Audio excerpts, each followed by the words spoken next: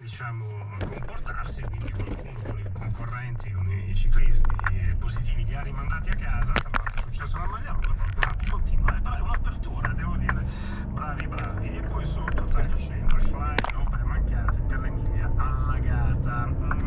Ci sono un paio di titoli, stanotte avevo tempo alle 4 del mattino, quindi di solito la verità non la leggo tutta, ma ce ne sono un paio interessanti. Allora, sul Covid all'interno c'è scritto titolone: troppi decessi nell'Unione Europea, in Italia non si sa. Apertura, e sotto il caso del Giappone. In Giappone, con il crollo degli inoculi, cioè dei vaccini, si sono azzerati gli eventi fatali, quindi in Giappone non muore più nessuno. Non muore più Questa nessuno. è una cosa molto... D'altronde, insomma, è al primo posto nei paesi più longevi del mondo. Esatto, Anche prima. Esatto. E poi volevo anche segnalare uno straordinario Paolo del Debbio, che conosciamo e chiamiamo. Il titolo è La sinistra grazie ai terroristi rossi, ma se la prende con la Colosimo, Chiara Colosimo, insomma, che è accusata di avere legami con l'estrema destra e quindi, diciamo, è al centro di una polemica. Sostiene Paolo del Debbio che i terroristi rossi sono liberi di andare in giro a fare conferenze e cita Valerio Fioravanti e Francesca Mambro, che sono i responsabili della strage fascista di Bologna. Ora va bene tutto, sappiamo che, insomma, come dicevano Gene Gnocchi e Tonio Solenghi, mandateci altri pupazzi che fanno ridere. È molto divertente del Debbio quando, insomma, fa il suo programma, però sostenere che Mambro e Fioravanti sono terroristi rossi forse è un po' tanto, ecco, lo dico con Daltonismo editoriale. a nome degli 85 morti nella stazione di Bologna. E poi c'è la nostra simpatica guerra che intanto procede, no? Simpatica, dici?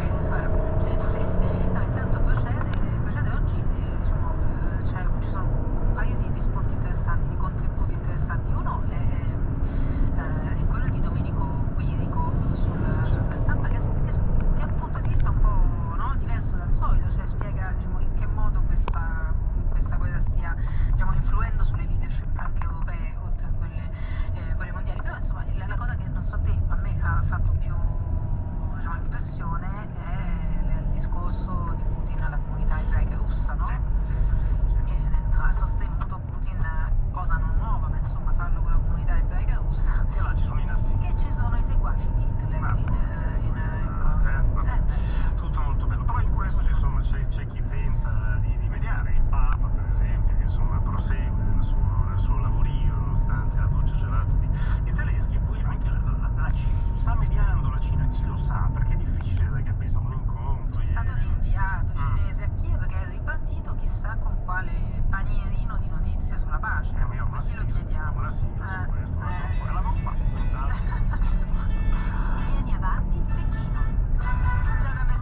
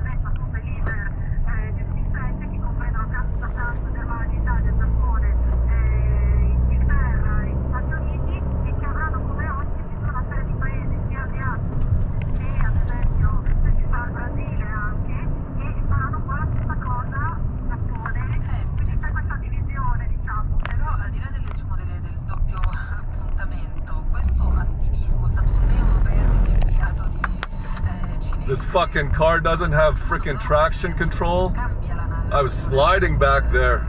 Sul ruolo di osservatore più o meno equidistante che fino è stata la Cina, cioè è un segnale, no, Diciamo che c'è stata una sorta di accelerazione dopo la telefonata, no, tra Xi Jinping e Zelensky. La Cina è diventata molto più attiva e soprattutto la Cina e gli Stati Uniti hanno ricominciato a parlarsi, che secondo me è una cosa importante, perché poi in realtà la risoluzione di questa guerra passerà sicuramente tra un dialogo tra Cina e Stati Uniti. È abbastanza impensabile pensare che questa guerra si possa risolvere senza che Cina e Stati Uniti si parlino. In 300 meters, turn left onto SP3.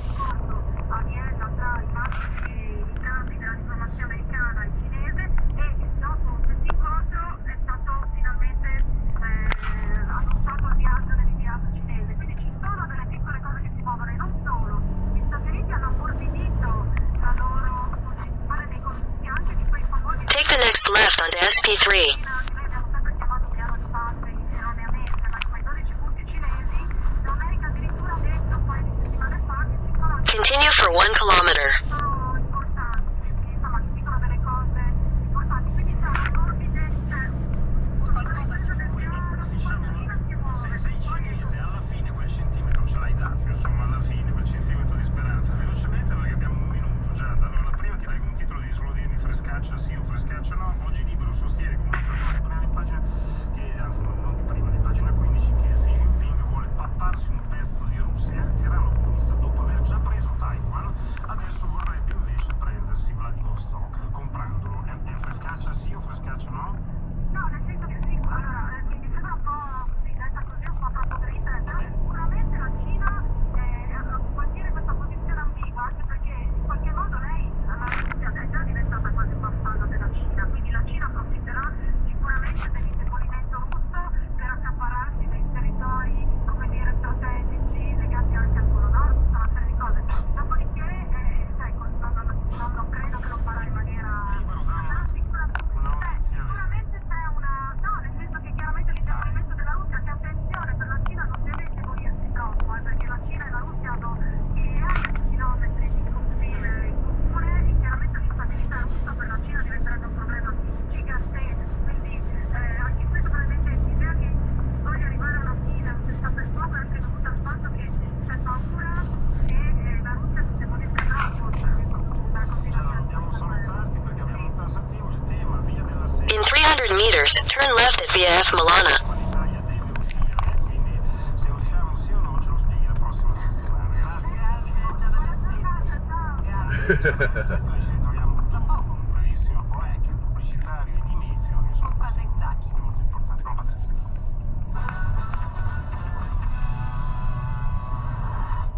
Turn left at VF Milana, then turn left onto VF Milana. Goditi le emozioni della gara più amata dagli italiani con Novi, cioccolata ufficiale del Giro d'Italia. Rai Radio 1. Sapere subito. Capire meglio.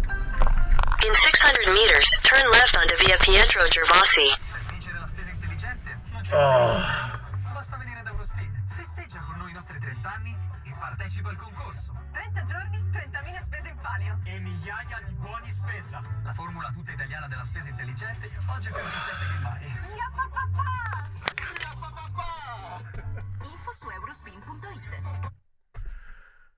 That was the windiest road I've ever driven in my entire life, and it sucks with this piece of crap Fiat Panda. Has about as much power as a drunken donkey. I was in third gear the whole way up, and this thing actually doesn't have traction control. I was sliding a little bit on the rainy pavement there. Okay, I've arrived in Erice.